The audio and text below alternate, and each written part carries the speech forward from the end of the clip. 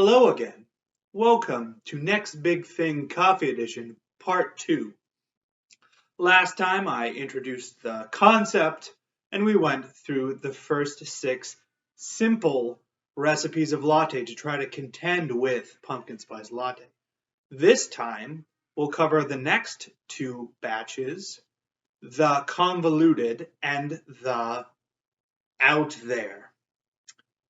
And then in the third video after this one, we will wrap up, talk about tasting, and then have the final judging. Let's get started. To remind ourselves of the convoluted flavors, we have pecan pie is number 1, number 2 birthday cake, 3 is cheesecake, 4 is tiramisu, 5 is maraschino cherry, and 6 is chocolate banana pudding. We'll jump right into pecan pie. We'll start by getting a miniature pecan pie from someplace such as Walmart, scooping out the entire innards, if you can, making a bit of a mess, as well as collecting a little bit of the pie pieces as well. And since I don't think this is enough pecan pie, I have procured a second one, and we're going to unfurl the interior yet again and make another absolute hash of that pie. Jump that in there, and then we will add our 1 cup of milk very messily to our blender here. Go over to the blender, mix that up as finely as we can grind it. Let that go there. Put our Ninja to work. And when it is done, we will go back over and strain this out. Kind of get the more particulate parts of the matter. It might take a little bit of time here. So we'll just skip ahead, and I am using my spoon to press through all that pecan pie goodness. And then I'll go and heat this up, froth it, add espresso. Oh, had a little bit full, but couldn't have the full thing of espresso, so that can be a little sidecar. And there you have it, Pecan Pie Latte. Yam wham! Next, we'll do birthday cake, and here things will get especially convoluted. I'm going to try 2 different manners of it because I wasn't sure how to really essence the birthday cake. So this first one here is birthday cake flavored ice cream. So I've got the milk in there already, and I'm going to push in 1/3 of a cup of this ice cream. Gonna heat that up there to get it nice and melted and hot. Give me a second to clean up, be a little respectable here. Okay, it's heated up. I've stirred it, and now I'm going to pass it through because there's chunks of things like frosting and cake we don't want in our final latte, so we'll use our old friend Dr. Strainer.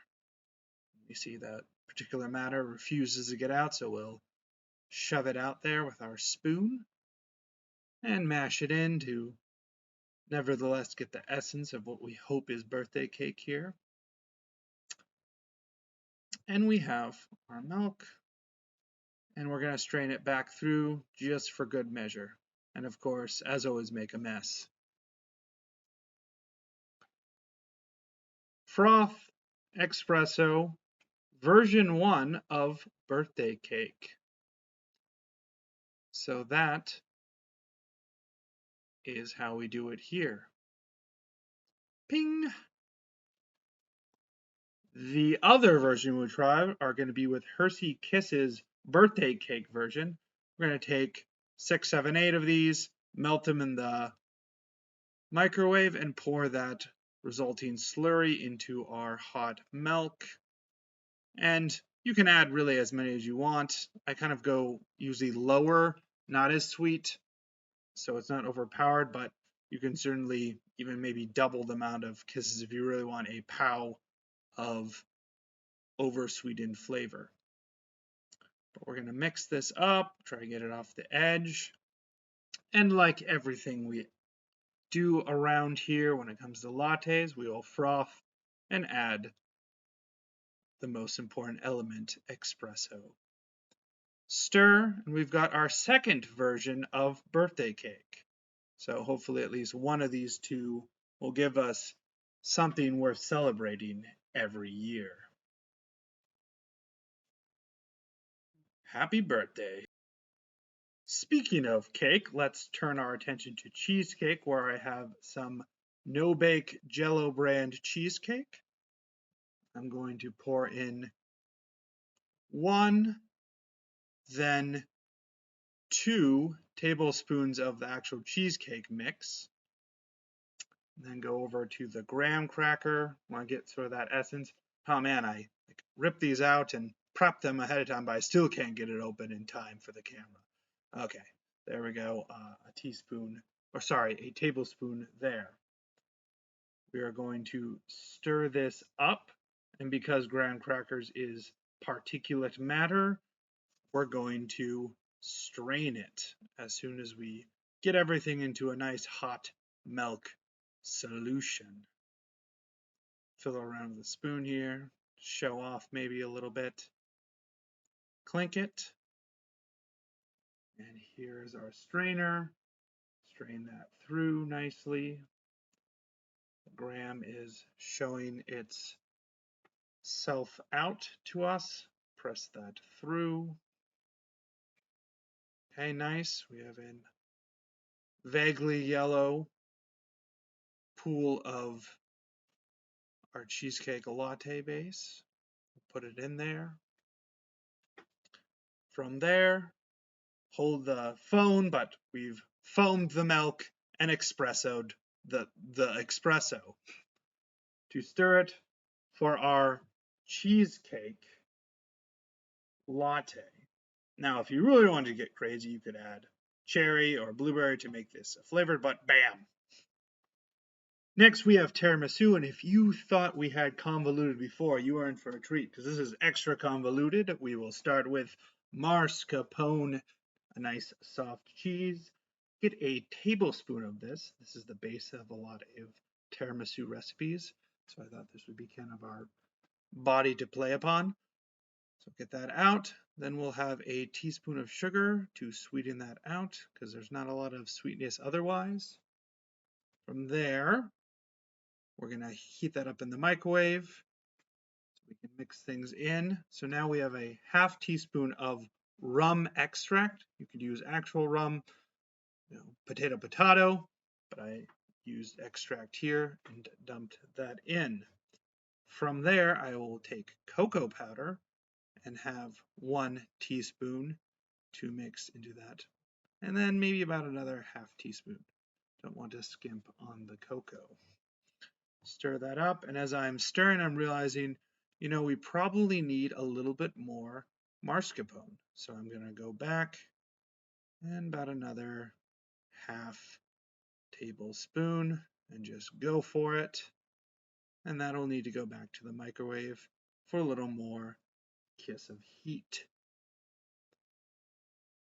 Now that we've got that heated, we'll mix it up again. And we have what I would affectionately call our tiramisu slurry. Appetizing, right? Don't worry, it looks better than this when you actually put it in the latte. Play around with it. Try to get that right consistency before we hit it with the milk. Here's our milk, hot milk, as per usual. Try to get all that tiramisu-ness in there. And then we're actually probably going to need to microwave this again because some of this stuff is sort of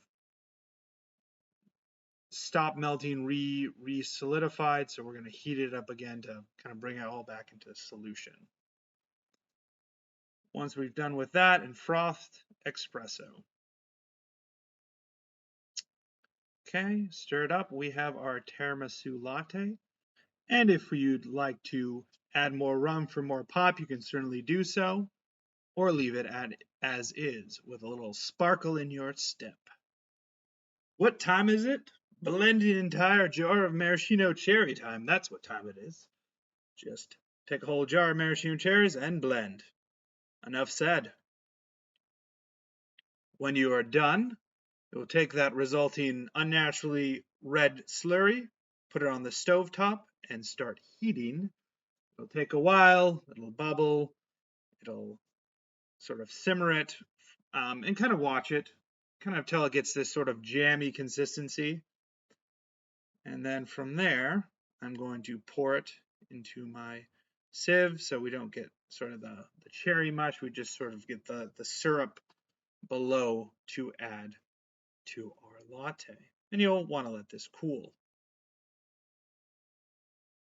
And you can even use a spoon to sort of mash that out. With that, we have our frothed milk, our espresso, and now I have a jar of cooled maraschino cherry. I'll add a half tablespoon to start with. And you can always add another half tablespoon if you want a more poignant cherry flavor. Really, it's up to you. I like cherry quite a lot, so I'd add more rather than less. Pow! There you go. Ah, you caught me. I went back and added more cherry. I just need more of that pop. Oh yeah. Lastly, we have chocolate banana pudding with instant banana cream, pudding mix, and chocolate mix. So I'll take 1 tablespoon of the banana cream, get it in there, dump it in. Now, if you have certain affinities for banana over chocolate or chocolate over banana, you could shift the ratios, but I just went 1-to-1 for this. This is into hot milk, stir it up. This is probably the least convoluted on the list here, so end with a little easy note. Just gotta stir that up. Froth and caffeinate this monstrosity. Stir to announce our chocolate banana latte in its glorious form. ShamWow. We have made it to the final batch, the Out There Zone. As a refresher, we'll cover Turkish Delight, followed by fruity cereal, then cola, after that, citron, mesquite molasses, and finally, everything bagel. We might have to brace ourselves more than usual for these flavors. Okay, Zamboni, we'll start with Turkish Delight, where I'm going for more the date version of it. Obviously, there's other typical flavorings like pistachio, etc., but I'll be sticking with the dates. I took some baking dates, which was nice because it's already mashed up. I have 1 big tablespoons and a little bit more into our cold milk and mixer. Plenty of date flavors. Obviously, you could have fresh dates that you could mash up. Here's 1 teaspoon of sugar and just a little bit of salt. And this actually turns out to be way too much salt, so just a pinch, not a pour. Anyways, we'll go over, blend that up real nice. Get it going there. A slurry to remember. Once that's done, froth it and simply add the espresso. Then stir. Now, as I said, it turns out that was way too much salt, so make sure you don't make the same mistake I did. But irregardless, that is one possible version of a Turkish Delight latte. Yabba dabba. Moving on to fruity cereal, 2 cups of cereal with milk pressed in there. Let that steep essentially or sit, soak up all the goodness, and then pour the cereal out, get the milk to go through the sieve, and then you can repeat this a couple times and refresh it with new cereal. The amount of times you quote unquote steep this will give the different strength. I did this 2 times. Once you kind of get your final bit of cereal, I'll pour that through, and the initial amount of milk I used was probably about a cup and a half, because your final product is not going to have all the milk because some of it is stuck to the cereal. But here we have a very cereal flavor laden, almost exactly 1 cup of milk. Great. We will pour that in my cup and go heat and froth that. Then add the Java, stir to get our fruity cereal latte. Part of this complete breakfast. The best part of waking up is cereal in your cup. Cha-cha-cha! Launching fearlessly into the next flavor, take 1 can of your favorite cola, add it to a saucepan, and heat to boiling. It's a little hard with the carbonation, but you'll figure it out. You'll need to let that boil for a while, turn it down, simmer it. You're going to turn this liquid into essentially a syrup. After quite a while here, this is starting to look really good there. Oh yeah, take that off the heat. Then I put it in a ramekin here, let it cool. You can see it's very syrupy, almost like molasses. You can have a half a tablespoon. Really, you're just gonna have to go get it. Yeah, very sticky stuff. And then add espresso. This milk was pre-frothed and of course heated, so you can mix that up. If you want a lighter flavoring of the cola latte, half a tablespoon, there you go, pow. And if you want more cola flavor, you can add another half tablespoon to give it that extra pop. Chugging right along, we have candied and diced citron. Citron is apparently like the granddaddy of all citruses, so we'll use this here. This is sort of the dried sort of fruitcake-like thing. We're going to really go for broke here with a third of a cup into cold milk, and we'll experience the raw power of the Ninja blender to just blend the heck out of that into a nice citron and milk slurry. From there, we'll pour it through our sieve, getting out any of that citron bits down there. Good. Your skills with the spoon are improving. Get the last little bit out there. Perfect. And mash out citron goodness. Now that we have our citron milk, back in old cup it goes to be heated, frothed, and blasted with espresso flavor through adding, unsurprisingly, espresso. Stir that up, and we've got ourselves an unorthodox Citra Latte. Shamam. Forget everything you learned about latte making. We're doing smoked molasses, mesquite smoked. We'll start with some sugar, 1 teaspoon. Then we're going to add molasses and a teaspoon here. Looks uncannily like our cola syrup. And 2 teaspoons. It's not going to be quite 2 since we kind of sticks, but close enough there, of our molasses. Stir that in there. And then we're going to go with this liquid smoke. This is the mesquite flavoring, so hopefully that'll give that kind of smoky mesquite flavor. We're going to do 1 teaspoon. Don't want to go too crazy with the liquid smoke. This is insane enough as it is. Don't want to jump the shark too early here now, do we? Mix it up to a nice off brown color, the color of fear, and you know you've got it. Froth and caffeinate to bring us to our mesquite molasses latte. Shiver. We've come to the end. Everything bagel. We'll take some everything sprinkles. These are salt-free, which will help us out here. Get a good tablespoon into our spice grinder. You know what? Let's not skimp. About a tablespoon and a half. And pulverize this collection of Bagel Delights till we get a sort of sticky powder.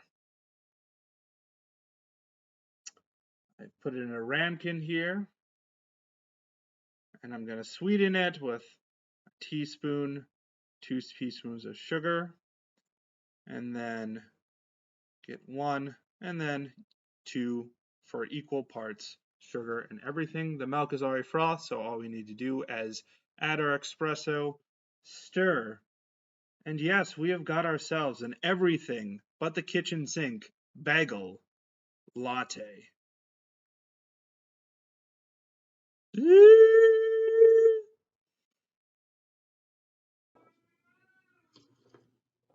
Well, wasn't that just an extra box of fun and sleeplessness? Thanks for joining me.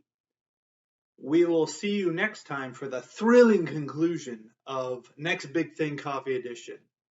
As always, brace yourself for awesome. Coffee, coffee, coffee, coffee, chameleon.